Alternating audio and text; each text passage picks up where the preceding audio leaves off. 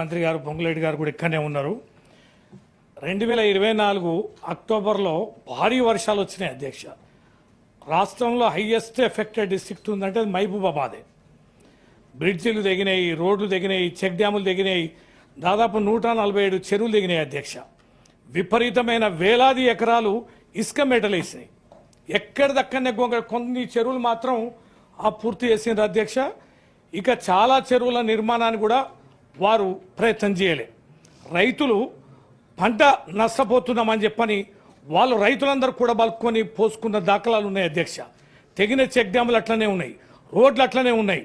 ప్రత్యక్షంగా మంత్రి గారు, మా ఇన్ఛార్జి మంత్రి గారు, వ్యవసాయ శాఖ మంత్రి గారు, మా మహబూబాబాద్ జిల్లా గిరిజన జిల్లా, పేదలున్న జిల్లా, ఎన్ని వేల ఎకరాలలో ఇప్పటికి కూడా ఇసుక మేటలు ఉన్నాయో వారిని స్వయంగా చూడమనండి. ముఖ్యమంత్రి గారు వచ్చిపోయినారు, స్వయంగా చూసారు. ఇంతవరకు రూపాయలు దాఖలా లేదు అధ్యక్ష. అది పోయింది. మొన్న కూడా తుఫాన్ వచ్చింది అధ్యక్ష. మొన్న అక్టోబర్లో కూడా వచ్చింది. కొద్దిగా చెప్పిన 3,500 ఎకరాలు 11,000 మంది రైతులకు సంబంధించి ఇంత మేము ఐడెంటిఫై చేసినామని చెప్పని పైసి ఇచ్చింది అయితే లేదు అధ్యక్ష. నేను రాత్రి నుంచి ఫోన్లు కొడతాను.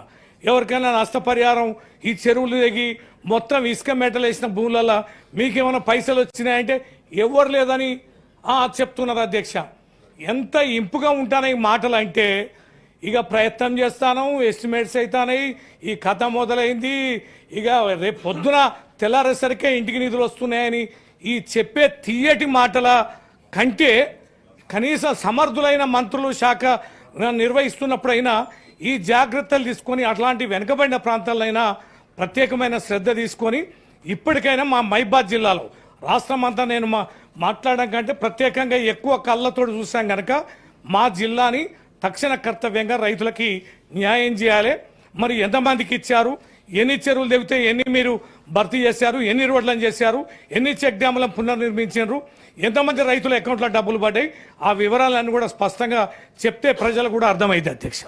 Thank you.